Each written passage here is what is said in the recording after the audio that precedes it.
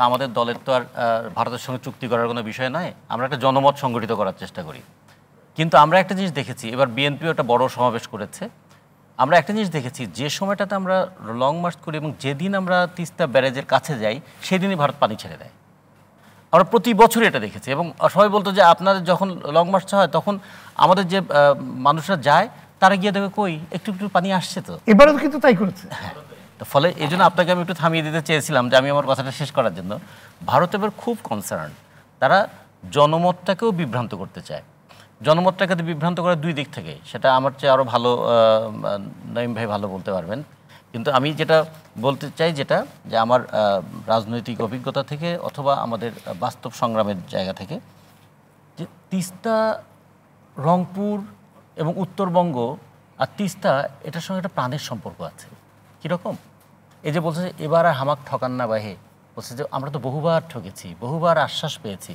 একবার আমরা আশায় বুক বেঁধেছিলাম যে আমাদের বোধহয় তিস্তা ব্যারেজটা হলে আমাদের পানির সংকট হবে না। তখন বলা হয়েছে 9 লক্ষ হেক্টর জমিতে আমরা আবাদ করতে পারবো। সেটা পরবর্তীতে কমে 1 লক্ষ হেক্টর এলো। এখন আমাদের সেটা 8,000 থেকে 10,000 হেক্টরে আমরা আসতে পারছি। তার মানে ব্যারাজ করলাম 75 সালের পরে, ব্যারাজ করলাম, কিন্তু পানি না দিলে ব্যারাজ দিয়ে আমি কী করবো? এক। 2 নম্বর হচ্ছে, আমরা যদি বলি যে তিস্তার যে একটা শাহিন ভাই ভালো কথা বলেছেন যে একটা নদীর দৈর্ঘ্য দিয়ে নদীর উপযোগিতা বোঝা যায় না, বুঝতে হবে নদীর অববাহিকায় কে কতটুকু মানে জনবসতি আছে। তিস্তার অববাহিকা হচ্ছে 30,000 বর্গ কিলোমিটার, অববাহিকার 20,000 বর্গ কিলোমিটার কিন্তু বাংলাদেশে। ভারতে তিস্তার দৈর্ঘ্য বেশি, সেখানে সেটা উপর থেকে নিচের দিকে করে আসে। তিস্তা দেখুন, তিস্তার উৎপত্তি কিন্তু 7,200 মিটার উপরে।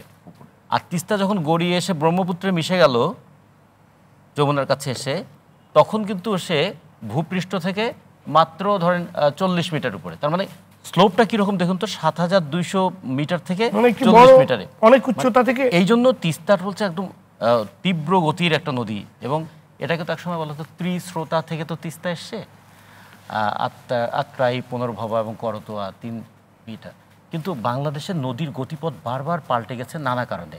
একবার পাল্টে গেছে ভূমিকম্পের কারণে, একবার পাল্টে গেছে একটা ভয়াবহ বন্যার কারণে। ফলে তিস্তাও তার গতিপথ পাল্টেছে। সেগুলো একটা ঐতিহাসিক একটা দিক আছে। কিন্তু আমরা যেটা মনে করি, এই যে ভারত যে গজলডোবায় 2013 সালের পর থেকে পানি আটকানো শুরু করলো, তার ফলে কি ভয়াবহ প্রতিক্রিয়াটা হলো। এখন আমাদের শুষ্ক মৌসুমে কখনো 300, কখনো 400, কখনো 500 কিউসেক পানি পাই, যেটা আমরা যদি একটা গড় বলি, 15 বছরের গড়, 1973 সাল থেকে 1985 সাল পর্যন্ত এই 12 বছরের একটা গড়ে আমরা দেখেছি যে তিস্তাতে প্রায় 10,000 কিউসেক পানির একটা প্রবাহ থাকতো। সেই প্রবাহটা এখন এসে দাঁড়াচ্ছে 300, 400, 500। এবং এটাও খেয়াল করতে হবে, এটা কিন্তু কোনো তিস্তা ব্যারেজ দিয়ে আসছে না, এটা হলো তিস্তার সঙ্গে কানেক্টেড হয়েছে যে আরও যে উপনদী, সেগুলো উপনদীর পানিটা আসছে। মানে ব্যারেজটা যেখানে, তার পাশে যে উপনদী সেখান থেকে আসছে। আর একটা আছে ওয়াটার সিপেজ বলে একটা কথা আছে, যে পানি যদি উপরে আটকেও দেওয়া যায়, নিচে ক্যাপিলারি দিয়ে কিন্তু ফল্গু ধারা, মানে বাংলা একটা শব্দ আছে না, যে ফল্গু ধারার মতো প্রবাহিত হয়। এই জন্য উপরে যদি বালু দেখা যায়, তারপর বালু কিছু দূর খুললে যে কিছুটা পানি পাওয়া যায়, এটা হচ্ছে ওই ভিতরের যে সিপেজ, ওয়াটার সিপেজ, সেটার মধ্যে দিয়ে। বলে তিস্তায় আসলে ভারত কোনো পানি দিচ্ছে না।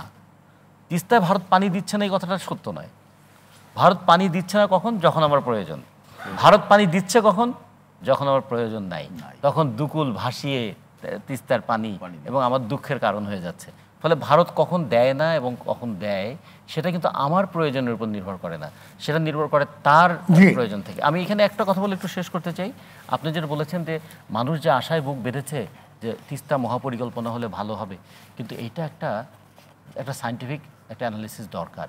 কারণ খেয়াল করে দেখুন, তিস্তার গড় প্রশস্ততা হচ্ছে 3 কিলোমিটার, কোথাও এটা 5 কিলোমিটার, কোথাও 1 কিলোমিটার। গড় যদি 3 কিলোমিটার হয়, সেটাকে যদি টেনে আমি 0.8 কিলোমিটারে নিয়ে আসি, তাহলে কি দাঁড়াবে? নদীর প্রবাহটা কি থাকবে? নদীতে শুধু পানি আসে না, নদীতে পলিও আসে। প্রতি বছর তিস্তা 4.9 কোটি টন পলি নিয়ে আসে।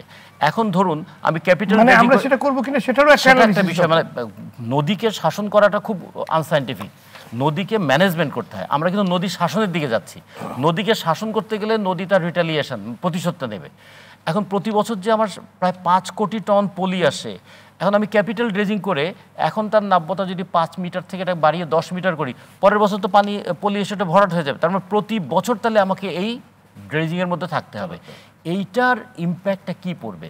2 নম্বর হচ্ছে যে আমি যে নদীটাকে ছোট করে দিলাম, যে বর্ষা মৌসুমে যখন পানির চাপটা বাড়বে তখন নদী এটাকে ধারণ করতে পারবে কিনা। এই জন্য আমরা বলেছি যে কোনো একটা প্রকল্প যেটা শুনতে ভালো হলেই মানুষ বারবার আশায় বুক বাঁধে, কিন্তু এটা কতটুকু বাস্তবায়নযোগ্য এবং ভবিষ্যৎ ফলাফলটা কি হবে।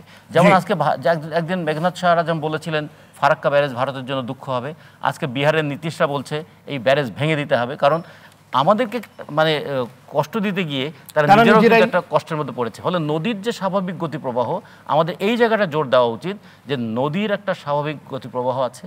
নদী কোনো রাজনৈতিক সীমানা মানে না, নদী মানে প্রাকৃতিক সীমানা।